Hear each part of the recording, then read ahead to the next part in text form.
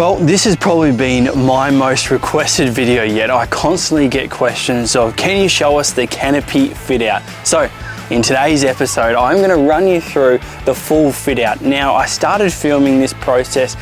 You would have seen I released a video when we did all the insulation, the carpet, put on the solar panels on the roof.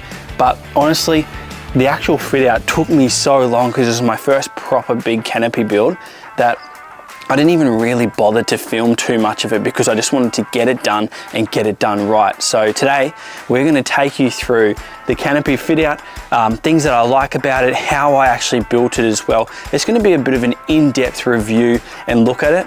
And then I think in the next episode after this will actually be our first time taking away and using it.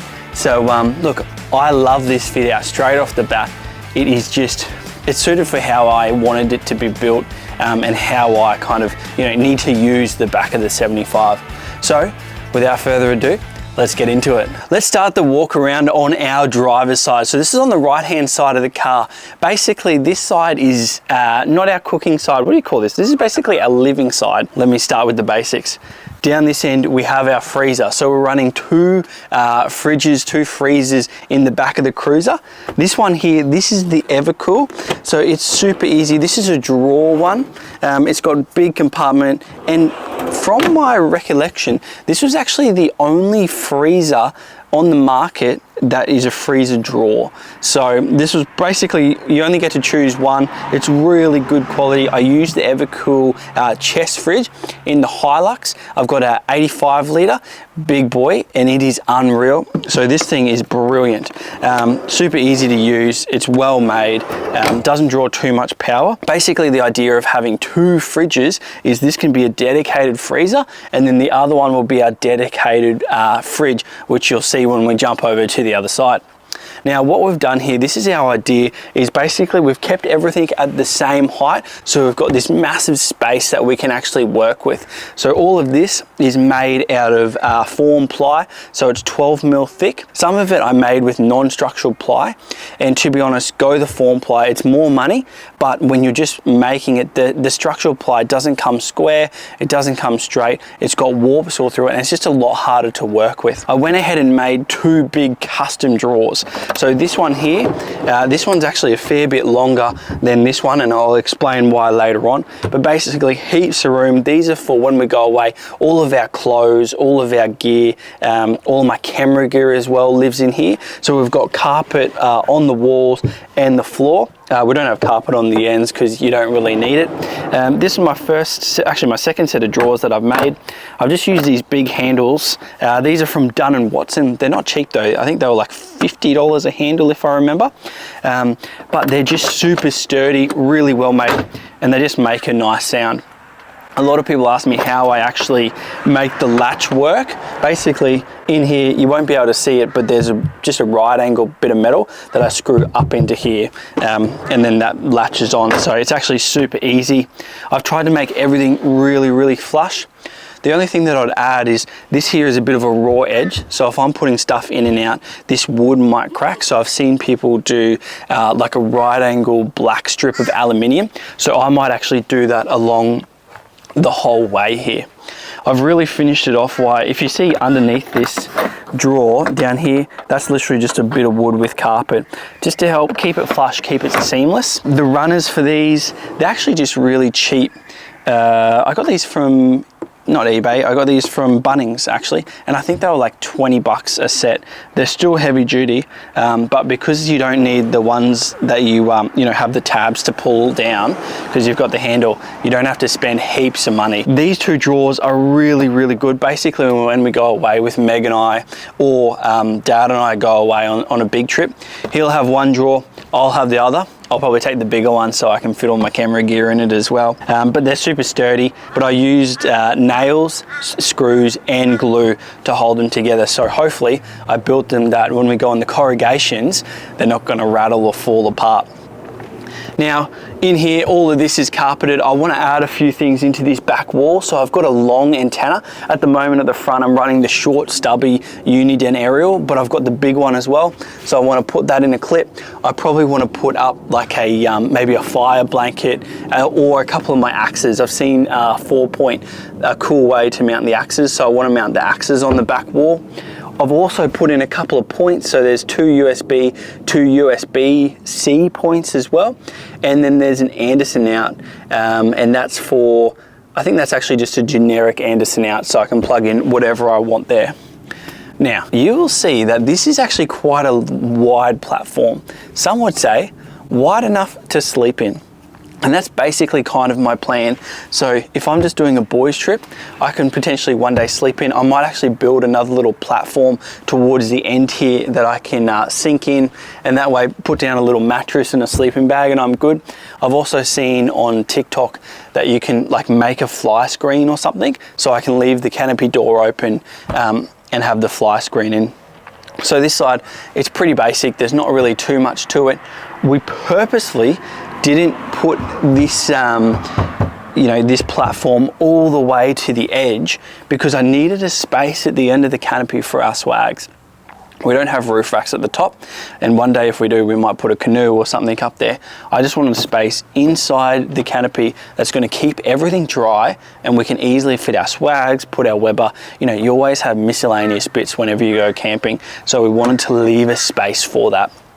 Probably a couple other things that I'll change here is it doesn't really have any tie down points, so I'll probably put some tie down points to it as well. But apart from that, what else is there for this side?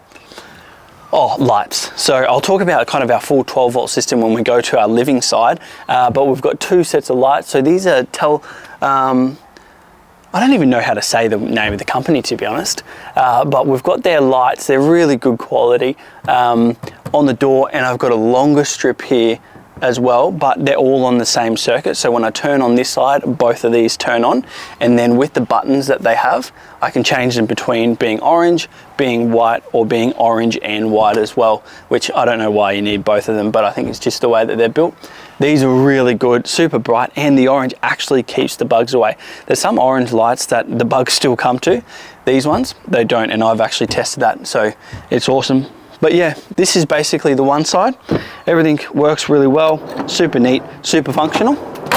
So now, let me take you around the other side and I'll show you our living and our cooking side. Alrighty, now let's move over to the passenger side, and this is basically where we do a lot of our living. So let me open it up and I'll show you the first key difference.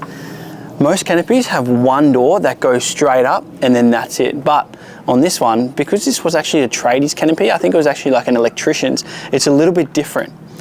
So we undo one latch there, one latch here, and voila, we have a table. Now at first I actually didn't want this at all. I thought this is terrible. I want it to be a normal canopy because now you've kind of got a little bit more that you need to reach. But after actually using this and cooking on it, it makes life an absolute breeze. I can see now why so many people, when they're doing canopy builds, they incorporate a slide out table onto their drawer, because honestly, having bench space when you're just living out of a canopy is unreal, and it gets utilized. You really do use it. Plus, we actually have the option as well that if we don't want this, there's two chains, one either end. We can actually take this chain off, take that one off, and then this goes all the way down so we can get nice and close. It just depends on what we want and what we need. Let's start with our 12 volt system. So we'll start at this side. So what we've got here, we're actually running a XTM, basically XTM everything at the moment. We've got an XTM 40 amp DC-DC charger. So behind this panel here, we've got all of our 12 volt components. So literally a couple of screws here, then this board comes off and we can access everything. Our air tank's in there, our battery. Now, we are running an XTM 120 amp AGM battery. That for two fridges is rough. It's not going to do us what we need. We know that later on we will need to increase it, especially if you're not driving every day, because it will just chew through that battery. At the moment, we've just had the one fridge running and it hasn't been too bad, but at some point we'll upgrade to the lithium. It's just a, at the moment, this is a budget friendly build, so we're stuck with the AGM. So we've got 120 amp AGM, we're running a 40 amp DC-DC charger. That's charging the battery from the car's alternator, and we've got 210 watt solar panels, they're XTM as well, on the roof. So having it always charging at the moment, it's doing its job and it's doing really well. Now, we've got an XTM control box, so that's got a whole bunch of switches and additional charging options for USBs, also for your SIG sockets, and it's got a voltmeter as well. So at the moment, you know, we're sitting on 13 volts, we've got solar, it's perfect, it's exactly where we need it. Now, it's got two Anderson out here. What I've done is I've actually changed one of the Anderson outs to be a additional solar in. So if I've got heaps of sun and I'm just thinking that those two solar panels on the roof aren't really cutting it, they're not doing their job, I'll chuck in another blanket there, and then I can get some additional power to really boost that up. Now, on my switches, I've got a couple of different things. So this first one is a rock light. I've literally, down here was a bit of dead space from a lighting perspective. So I've literally just added, this is an Ultimate 9 rock light. So I've added that in. It's really good, just additional. It's not a necessity, but it's still pretty good. I quite enjoy it. Now the next one, this is for the lights on the other side. We've also got two lights here, the exact same on the driver's side, one light on the door, one light kind of in the middle of the canopy. That gives us enough room to be able to see and do everything that we need. And they're interchangeable as well. This middle switch, that actually turns on. If you remember on the other side, I showed you those USB, USB-C outlets, that turns them on. And then this switch here, that's our compressor. So we're running an Airbag Man compressor, and we've got a 7-litre air tank all behind this panel as well. And what's that doing is we've actually got an air outlet here, but more importantly, we've actually got these switches. That's for our Airbag Man, that we can, from these switches and the gauge, we can raise and lower each side of the back of the 75, depending whether we're forward driving, whether we're towing the boat, just depending on what we need to do. And overall, just giving that suspension a little bit of support as well. So that is really good, kind of bringing this, you know, 95 or 1995 Landcruiser into really the 21st century. So all of this I made, again, it's out of 12mm ply. It's all got marine carpet, everything's from Bunnings, even the glue's from Bunnings. So it's actually not that hard to make. You really just need to get in and give it a go. Okay, now moving on to the next thing is our upright fridge. So I haven't owned an upright fridge before. We've gone the first one. This is actually the Bushman's 85 litre. So inside, it's, you know, if you've seen an upright fridge, they're basically all the same, but it's got a light, it's got a little compartment for a freezer. It's even got a little ice tray, which I have actually tested out, and it makes ice within a couple of hours. It's got a crisper as well. A couple of the other upright fridges on the market don't have a crisper, so that's really handy. Heaps of space. Now, I've seen a few people with the upright fridges do the modification where they add a little fan up here to help the air and the circulation. So that's something that I'm just going to monitor. I might do in the future, but at the moment I haven't got a need for it, so I'll let that sit. So that's the Bushman's 85 litre upright. So far it's really good. She's got no stickers on it yet, so I think I'll need to add a few just to make it look like it's mine. Now, this is a bit of an afterthought. I needed to raise the fridge to make sure that when I opened the door, that it cleared these rubbers and that it cleared the bench top as well. So what I've done, and this might be my favorite part of the build, is directly underneath the fridge on a couple of runners, I've actually made basically a little cutlery drawer. So this is really tiny, it slides out. Here I just keep all of my cutlery, I keep everything, you know, the tongs, I even keep my knives, even a little torch as well, just handy at night if you need to, you know, wander off into the bush. So this has actually just made life so much easier. So when I'm cooking at camp, doing something, I don't have to go digging into a drawer, digging into a clear top bag to find any of my cutlery. It's literally right there, always ready, accessible. And it tucks away. I've made it flush. You know, if I did it again, some of the stuff isn't super square, but that's, you know, that's not on the idea. That's just on my carpeting ability, which is pretty much zero. So that there, I'm really happy with that. Now, moving along, actually, one thing I will say as well is that down here, there's a bit of, again, just space for, you know, to put your stuff. If you're charging your phones, you can leave that here just during the day. Anytime that you can get a little bit of bench space in a canopy build, I highly recommend it. let's move along now to my pantry. So this is a pantry from Rig Boxes, slides out. It's nice and big. It fits heaps of gear in it. I haven't really tested it out too much. I've only put, you know, paper towels, a couple of drinks, holds a couple of packet of chips and whatnot. So I'll probably not the best one to give any feedback or advice on if this is the pantry for you. But overall, having a pantry is unreal. And it's just really good storage, and it tucks away nice and neat. And it acts as this wall of the canopy as well. So up here, I've got a little bit of storage. I haven't actually worked out what I'm going to store up here, whether I put a table.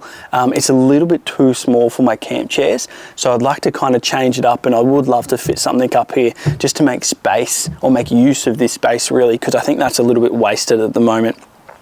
So that's something, if I was to do again, I'd probably rethink how I would approach that. Now we'll move on from the pantry, and one of the sponsors for this build was BCF and their XTM gear. So they actually provided us with an XTM drawer. Now at first, the drawer is a little bit heavier than the ones that I made on the driver's side. And I was a bit, I don't know whether it's really the best use of the space, and I'm obviously weight conscious, being, you know, it's not even a turbo car. But after I got it, I actually love how sturdy this thing is. So this is one of the XTM drawers. It's got a bottle opener on the front. It's super, super sturdy. This one here, it's got a cutting board as well. So we can cut a whole bunch of food on here, fillet our fish if we need. And then also, if you need a bit of more bench space, the top actually slides out as well. So there's a little bit of extra bench space if we need. Now this one obviously is mainly used, I think they call it their drawer slide or their fridge slide. So if you've got in the back of your wagon, let's say, chuck your fridge on here, then you can slide your whole fridge out. So we're using it a little bit differently, but I still think it works very, very well. Now in this drawer, this is basically the rest of our camping stuff, because if you know, we've got our fridge, all of our food, we've got the rest of our food in our pantry, we've got all of our cutlery, but in this drawer, we're basically, let me show you what I've got. We've got our clear top bags, so these are from AFM 4x4, really good quality. I stand by their product. In here we've got our matches, fire starters, any of our air guard, you know, paper towels, stubby coolers, sauces, salt and pepper, things like that. Just generic things that you always need to quickly get to. I've also got, we've got a couple of mugs in here. We've got our bush buck, so this is like our cooker. That we cook on with our jet boil gas. So this here, we use that a bunch. That's really, really good. That lives in there. Also in here, we've got our airbag man. It's basically our air line, so that plugs straight into here, and we can pump up our tires using our MaxTrack Indeflate. We've also got a bit of a pan. This one again, this is from Bushbuck. This goes straight on top of the cooker. That's really good. We've used that a bunch. And we've just got some basic plates, bowls, you know, everything that you need to live in. And we've got our mugs as well. So these ones are the AFM mugs, so we use them. So that there is everything that we need. The aim of this build in this canopy is to have everything in the car ready to go. So basically right now, if I want to go camping tonight, all I need to do, add the food into the fridge and close into the drawer, and then I'm done. In the toolboxes, we've got other things like the MaxTrack Air Deflate, you know, the recovery boards are already on the roof, we've got the airline stuff. We don't need to be worrying. Normally I keep the camp chairs in here as well. They just slot down the side here, and I whack my swag in there.